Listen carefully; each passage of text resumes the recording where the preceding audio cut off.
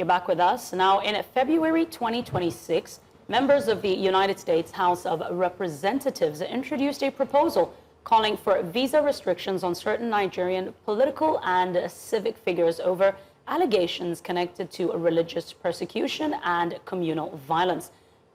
Among these reportedly referenced are Rabiu Kwankwaso and individuals associated with the Miyetti Allah Cattle Breeders Association of Nigeria.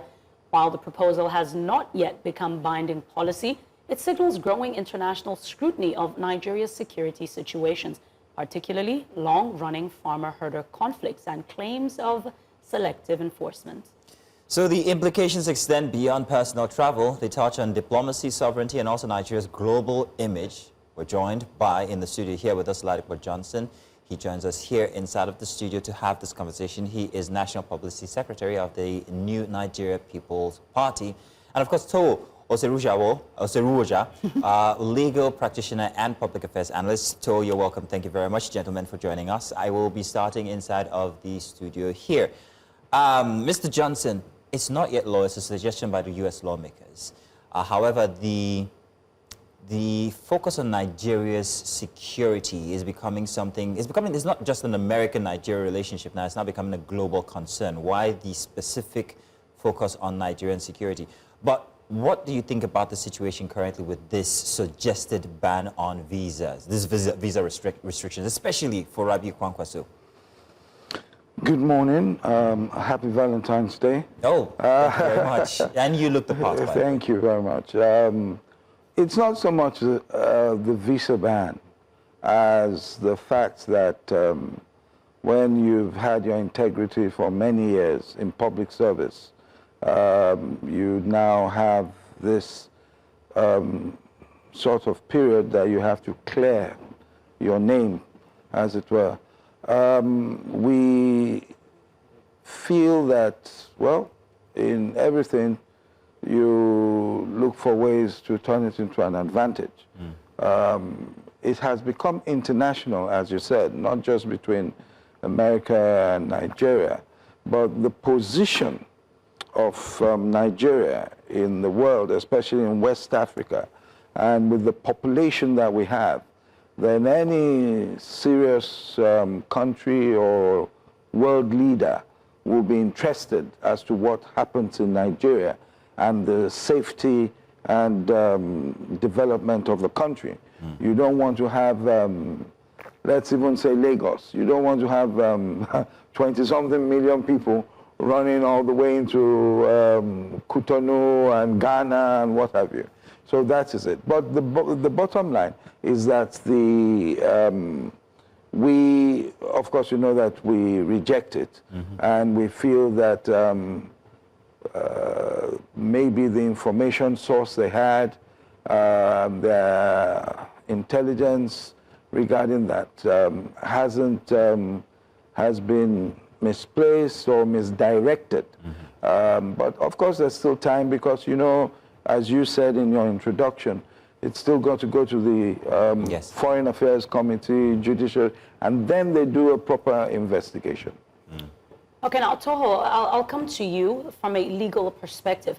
What must happen procedurally in the United States before such a visa restriction becomes enforceable? Yeah, good morning. So when it comes to issue of visa restriction, basically, we want to see that the Americans, they are bringing it via the law, but it can be done by presidential order in America, and it can also be done by policies of the current government. So at this particular stage in time is a bill, so it's not yet a law, but another thing again, it has actually triggered other international watchdog, and some country, as a matter of fact, we make it a policy pending when it pushed through as a law in the United States. I said a policy to the fact that majority of the country in the world depends on America for security intelligence reports. So they would have believed, and just what is in the mind of so many Nigerians, they would have believed that there are information that are not within the public domain, that is within the reach of the lawmakers who have proposed that bill. So it can be treated as a policy to other countries, other nations, as a matter of fact, in Nigeria, it could also trigger security inquiries as to his activities, as to what he has done while in office and after office. But in the US now, it's not yet a law. It goes through the rigorous process of the legislative process in the US, whereby it can be made a law. When it's made a law now, it's no longer at the discretion. It's no longer at the discretion of the officers at the border or the immigration officers in Nigeria, where visas are granted if you are applying to the US, but becomes an order and a law that needs to be complied with. So for now, it can be seen as a discretionary measures that can be put in place even in the US and even when he apply to visit the United States. But it's not yet a coercive law that must be abide to. Okay. So thank you very much. So we're going to come back to you with more questions, but first I want to ask Mr. Johnson here specific questions about why it is that Kwankwaso has been fingered here by the United States. Now, they would normally do this, suggest visa bans for specific reasons. One is for if they think that the individuals are responsible for the instance that's being pointed out, if they're complicit, if they fail to act or stop violence. Sometimes it could be intelligence report, it could be NGO reports, it could be diplomatic briefings, it could be human rights investigations. Why exactly do you think Rabiu Kwankwaso was fingered here by the United States lawmakers? Well, if you've read the bill, it goes on to say that there was a Christmas Day massacre, there's been this, there's been that, there's been that. And then it just jumps, I think sub 7, it jumps to naming him. And then Miyetti or what have you. Now,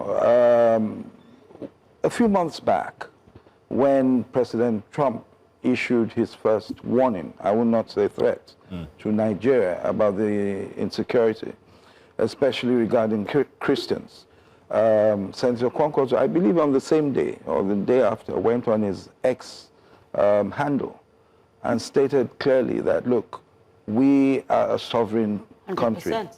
and et cetera, but what we need from you is not threats, but we need cutting-edge technology, we need partnership, we need intelligence gathering, etc.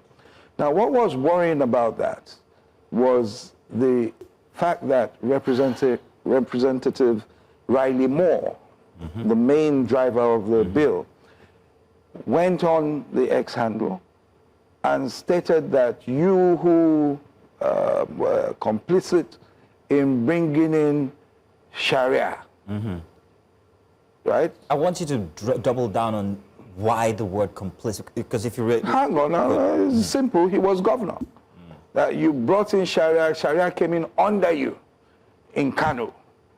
Right? That was in 2000 or something. And so many people have suffered from it, blah, blah, blah, blah, blah. Now, my question to them is that, is Sharia of itself evil? One. Two, I mean, if it's evil, you are in bed with Saudi Arabia, you are in bed with Qatar. I'm talking about the US. Two, under Kwankwaso, what effect did Sharia have in Kano? If you heard El Rufai yesterday, he was saying it. He said, even out in the north, it was Kano that really wasn't practicing it. Because Kwankwaso himself suffered from the whole thing. He didn't believe in it. He didn't want it. He couldn't go out after a while. But it was his deputy governor at the time, Governor Ganduje, Abdullahi Ganduje, who went out and was stoned because the people said they wanted Sharia, but the government didn't want it. So they were reluctant in the process. And then the question I have for them as well is, you're a democracy. If a bill has come from the state's House of Assembly, are you saying he shouldn't have signed it at the time? Wouldn't they have overridden the bill and the way the people wanted it? And how far has it been practiced? And then you go and look at other things. This is a man who was the first person. He named at that period, just after that period, a female Christian as the first as the first female Christian chief judge of Kano. So what recourse for amongst Kwankwaso now? other things. What recourse for Kwankwaso to try and get his name out of this? No, it's a simple thing. First is the Nigerian space, which has been going on, and I thank God, across party lines. Across party lines, you've had people saying, no, no, no, no, no. There's something else to this. It cannot be. Because they know him as a statesman and whatever. He hasn't been that sort of person. Then, of course, we have to get into the, we started that already, the international community. And as the gentleman Tohwo yes. said, it's not just the US. You know, you have the EU, you have everyone. And some of them have reached out because they've had a relationship with him. And so we're working on that, and we believe that by God's special grace, through the process of getting the bill passed, that his name will be removed from that. Mr. Ladipo, I'm curious to find out. I think the way diplomacy is being done in our own generation is a bit interesting. Different, yeah. Conversations that normally would take place behind closed doors are happening on places like social media and X, which is a bit concerning if you're someone that's, you know, interested in the political space.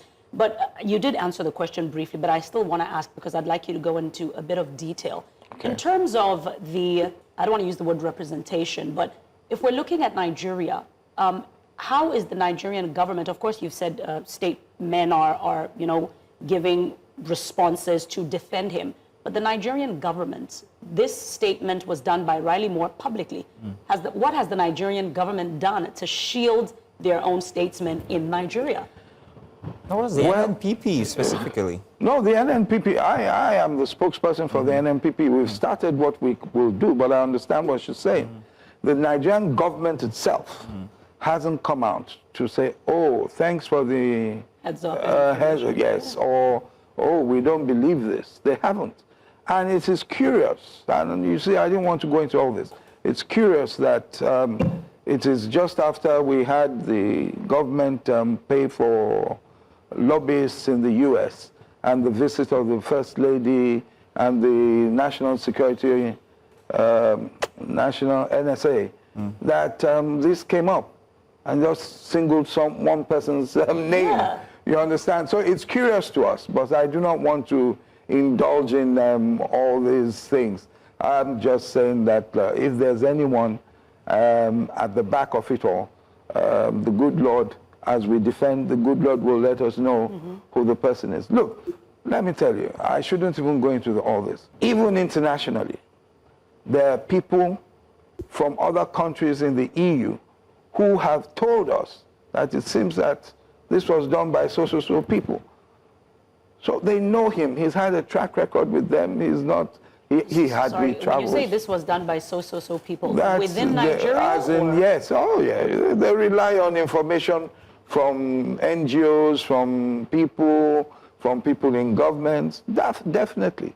So if, and you know, 2 and 2 at times adds up to 2, to 4, at times it seems 22. You understand? So that's I want to turn to Tohwo now. Tohwo, from an international law perspective, I'm wondering if the US has to provide proof before actually banning a person's visa, and what that says for the relationship between America and Nigeria.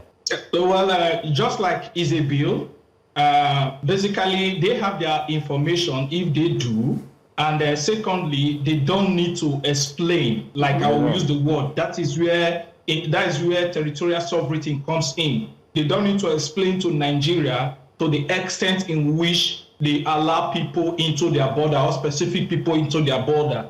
And you also realize that in the capture of the bill, it designated people as terrorists. So the terrorism regime of United States of America may be different to the terrorism regime in Nigeria. One Nigeria may term terrorist or may term not to be a terrorist activities may be differ in the United States. Looking at the topography, looking at their view of towards life. But internationally, it comes to question just like I really sympathize with Mr. Johnson there. looking at the body language of Donald Trump, everybody needs to be careful whatever they want to say so that it won't be used against them if one way or the other. But the truth needs to be said. The truth needs to be said. When it comes to the relationship between Nigeria and United States, it boils down to the fact that what those lawmakers have said and what they have done, and the silent nature of Nigeria comes to the point of our body language when it comes to fighting terrorism, or our body language when it comes to identifying individuals who seems to be threats. And for me, as a person, I served in Kano, I practiced in Kano before coming to the UK. I have seen Kwankwaso, but I have no reason to have a chat with him, but I don't see him to be that kind of person. And I'll tell you, as a matter of fact, during my stay in Kano, Kwankwaso has that open-minded, and he was able to manage religious tolerance in Kano compared to the previous administration. And let me make a point. You know, he lost the 2003 election to Malam Shekaro as a result of his delay in implementing the Sharia law. And that was attested to by the former governor of Zamfara State, Yerima, who came to his rescue in that particular point in time. And that is who he is. And that is what I know him for. So I think the Nigerian government need to come out openly to either affirm or deny such an allegation. To some of us, we may see it as more politically motivated than the fight against terrorism in Nigeria. To me as a person, sorry. Yeah, I'm seeing a trend in, based on what he said, I'm seeing an interesting trend in Africa where we find a situation where the United States will label an African leader or politician as something that he may not be. And the government tends to keep quiet, and the people are the ones that need to rise up and defend them. We've seen this in Burkina Faso and in other African countries, which for me is extremely traumatic and sad, because the people shouldn't actually be the ones to do that. The government should, and unfortunately it's not. But gentlemen, I want to thank you so much for your insights and your time, virtually and in person in the studios. It's a progressing story. Visa bans are nothing new in the United States, but anyway, we move.